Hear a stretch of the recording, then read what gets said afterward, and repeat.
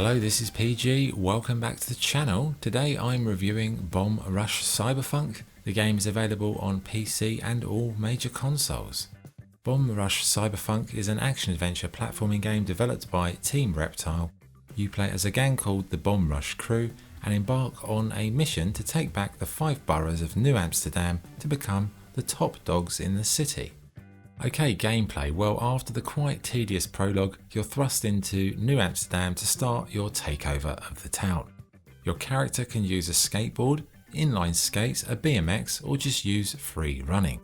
You'll be exploring the boroughs, pulling off tricks, attempting challenging combos, finding secrets and collectibles, but in the main, it's all about your rep. Rep is what gets you noticed by the other gangs of the 5 boroughs. Once you achieve a certain level of rep, the gang will acknowledge you, and this leads to a series of challenges and throwdowns in order to see who's the best gang. If you win, you'll take the borough and move on to the next.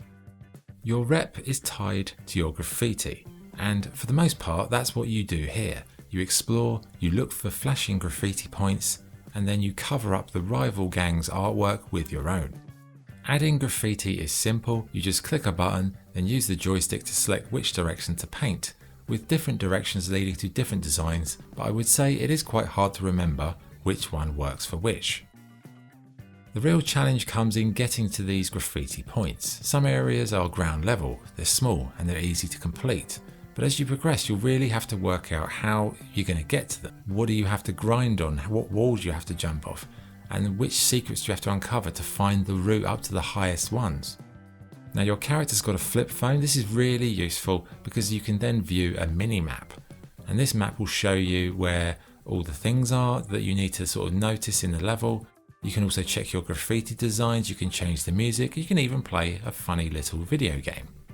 Now in terms of tricks, you can do all sorts of different types. You can grind on the environment, you can use a turbo boost, you can do turbo tricks, basic tricks, you can combine them, and you really will need to do these combos for the rival gang standoffs. Now you might get bored of your character or the thing you're using to ride on. Thankfully you can do a bit of dancing at certain locations, and this will let you switch to other gang members. Now gang members can also change their ride at the hideout. One issue I had with the game was actually getting around New Amsterdam. As I said, it's got 5 boroughs, but even after 15 hours of play, I still have no idea how to get around in a coherent way. This is not a gridiron city, it's chaotic, it's poorly signposted, and it makes basic region to region travel quite frustrating and quite hard to actually remember how to get from A to B. Now, you do get fast travel later in the game, there's also a taxi, but yeah, it could have been better I think. Now, as you do more graffiti, you'll get rep. But you'll also get the attention of the police. Now they chase you down, they'll shoot at you, and there's even boss fights against them in the main story, but as with Jet Set Radio, these sections, they're not the best parts of the game, and it's a part of Jet Set Radio I think they probably should have left behind because I don't think it's actually a great part of the game.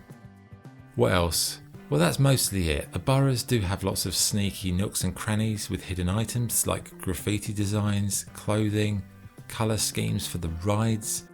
None of these things are necessary, but it's a nice thing to add because you might get stuck and you might just want to chill out for a bit. In terms of the visuals, it adopts a sort of cel shaded style, and the characters, they're nicely detailed and they've got very cool different outfits. Maybe the locations could have been a bit more varied or diverse, with most being the kind of tired urban jungle vibes that we've seen before. Saying that, I did enjoy the trippy levels in between. There's like these little dream sequences that are very, very unique and really fun. Sound, there's no proper voice acting. There's a little bit here and there, but it's got some nice music, but it's, you know, some of the tracks will annoy you.